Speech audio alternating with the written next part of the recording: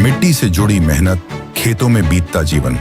किसान हर दिन सोचता है घर चलता रहे, आज भी और कल भी। मौसम बदलते हैं, फसलें बदलती हैं, खेती के साथ साथ घर की जिम्मेदारियां भी चलती रहती हैं। भविष्य की इन्हीं जिम्मेदारियों को पूरा करती है एनपीएस, जो किसानों के कल को नया भरोसा और पेंशन की पक्की गारंटी देती है।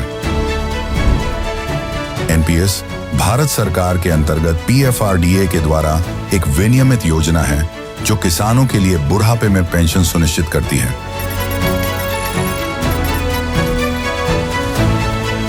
एनपीएस खाता खोलने के लिए अपने नजदीकी सीएससी से संपर्क करें या 1800-1107-08 पर कॉल करें।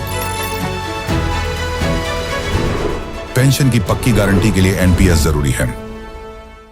110 महीने 50 महीने हम तो अपने आँखी से देखे 50 महीने दबा था हम हो थे फटा तो हम देख लिए उसको फटते हुए देख लिए। हम जितने बोले भाग तब तक दिखाई नहीं देने दिखाई नहीं देने लगा तो कितना लगा उसी समय? गैस से नहीं फटता है। जब जो है धुआं की पूरा गिट्टी पत्थर सब उड़ने लगा।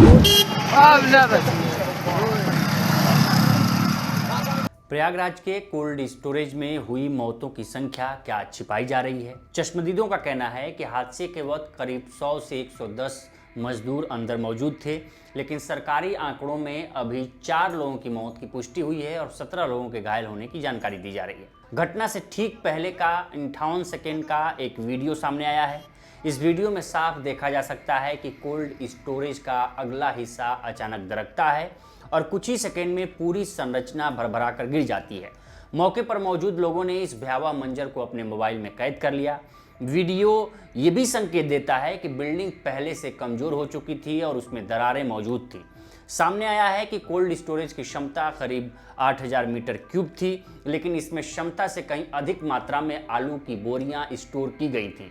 इन बोरियों का कुल वजन 5000 मीट्रिक टन तक पहुंच गया था, जबकि इसकी अधिकतम क्षमता 4200 टन ही होती है। इतना भारी लोड से बिल्डिंग पर लगातार प्रेशर माउंट होता रहा। इससे मजबूती धीरे धीरे खत्म होती चली गई और अंततः यह ढह गई। दैनिक भास्कर से बातचीत में एक स्थानीय निवासी मुदस्सिर ने बताया कि दोपहर 1:30 बजे का वक्त था। मेरा घर कोल्ड स्टोरेज से चंद कदमों की दूरी पर है। अचानक बहुत जोर की आवाज़ आई, धमाके जैसी आवाज़ थी। ये आवाज़ थमती इससे पहले ही लोगों के चीखने पुकारने की आवाज़ें आने लगी। मैं भागकर मौके पर पहुंचा। सामने जो दिखाई दिया उसे देखकर कलेजा कांप गया।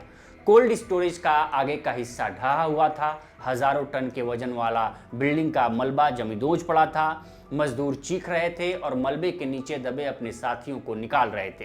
कुछ ही देर बाद मलबे के नीचे से निकालकर एक मड़ासन हो चुके साथी को टांग कर मजदूर बाहर लेकर जाते दिखे। तब तक गांव के सैकड़ों लोग भी आ गए। करीब आधे घंटे बाद पुलिस पहुंची और फिर एक एक कर मौके पर एम्बुलेंस की कई गाड़ियां पहुंच गई। हम इधर से गए उधर पानी पी दिए। वहाँ पे था आए यहाँ पे आए तो हम गप कर रहे थे तो ये वाला सेट वाला पहले दीवार जो है फटा। इधर वाला फटा कैसे?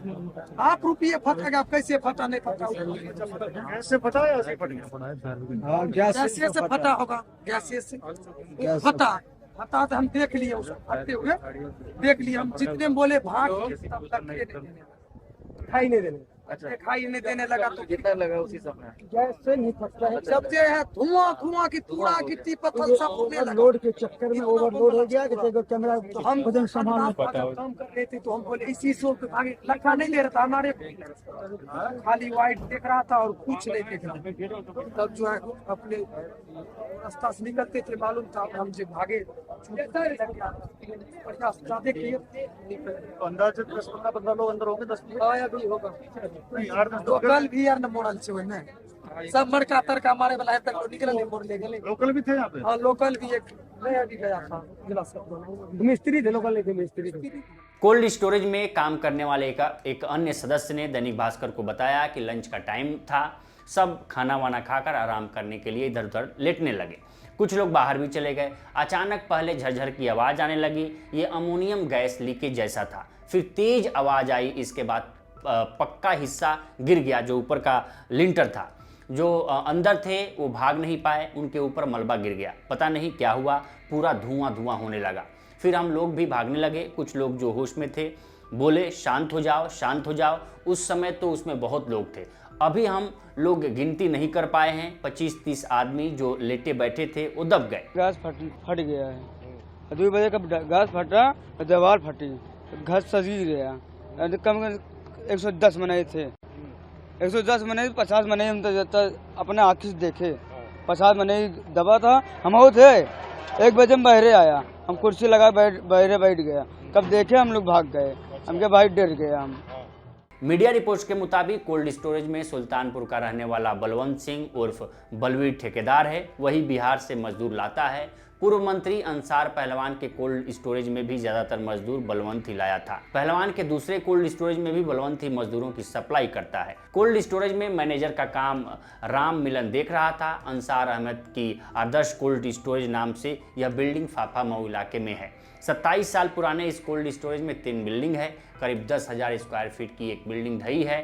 पीएम मोदी और सीएम योगी ने मृतकों के परिजनों को 2-2 लाख और सहायता और घायलों को 50,000 रुपए देने का ऐलान किया है। कोल्ड स्टोरेज हादसे में 3 साल का कार्तिक उर्फ गुड्डू भी गंभीर रूप से जख्मी हुआ है। शहर के स्वरूप रानी नेहरू अस्पताल में उसका इलाज चल रहा है।